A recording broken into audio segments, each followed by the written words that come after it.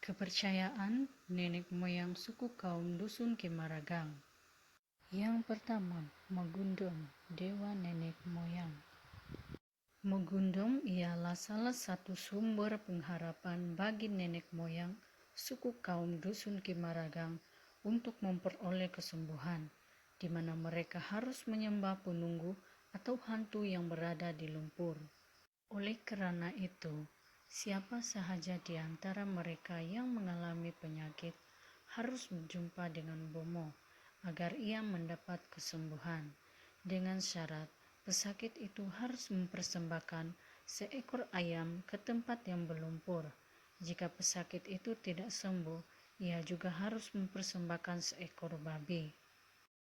Yang kedua, Mugondi, Sambayang. Mugondi ialah suatu sumber pengharapan nenek moyang suku kaum dusun Kimaragang pada waktu dahulu. Tujuannya agar memperoleh kesembuhan dari segala macam penyakit yang mereka hadapi, di mana semua ahli keluarga pesakit itu harus berkumpul di rumahnya, lalu menyembelih 3 ekor babi yang besar seberat 30 kilo, disebut katapak, untuk dipersembahkannya kepada dewa mereka. Dan selama 3 hari keluarga itu tidak boleh keluar rumah dan tidak boleh memijak tanah. Tetapi jika ada perkara yang mendesak dan perlu keluar untuk menghantar daging babi ke rumah tetangga, boleh, dengan cara meletakkan kayu ke tanah yang harus dijalaninya.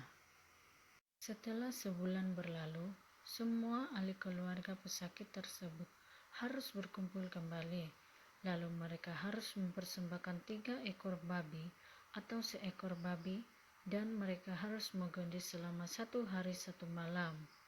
Mereka juga harus meletakkan tapung ke dahi dengan bentuk salib, dan kepala mereka harus diikat dengan kain yang berwarna hitam. Setelah selesai, semua ahli keluarga tidak boleh keluar rumah dan memijak tanah selama 3 hari.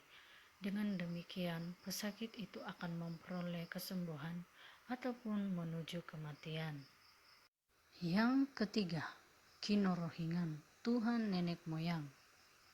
Kinorohingan ialah salah satu sumber pengharapan untuk memperoleh umur yang panjang dan keperluan hidup bagi nenek moyang suku kaum Kimaragang.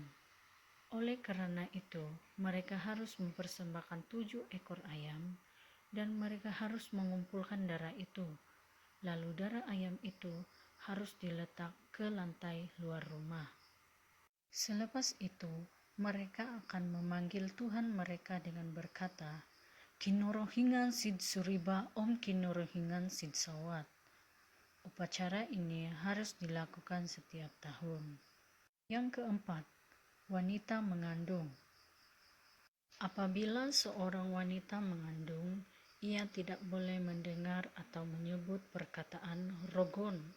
Jika seseorang berkata rogon dan pada masa itu wanita yang mengandung itu mendengarkannya, maka maut akan menimpa hidup wanita itu.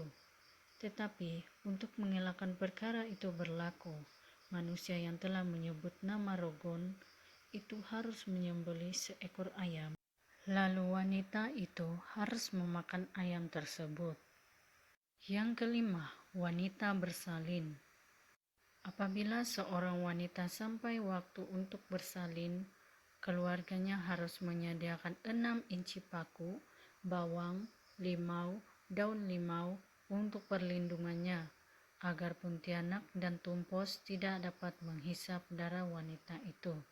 Saya percaya setiap kita yang sudah percaya kepada Yesus Kristus telah hidup baru dan tidak lagi mengandalkan perkara-perkara seperti itu, melainkan kita mengandalkan segala perkara yang kita hadapi di dalam Yesus Kristus. Dialah sumber kesembuhan, sumber pertolongan yang memenuhi segala keperluan kita, dan pastinya memberikan jaminan hidup yang kekal. Terima kasih, Tuhan Yesus memberkatimu. Amin.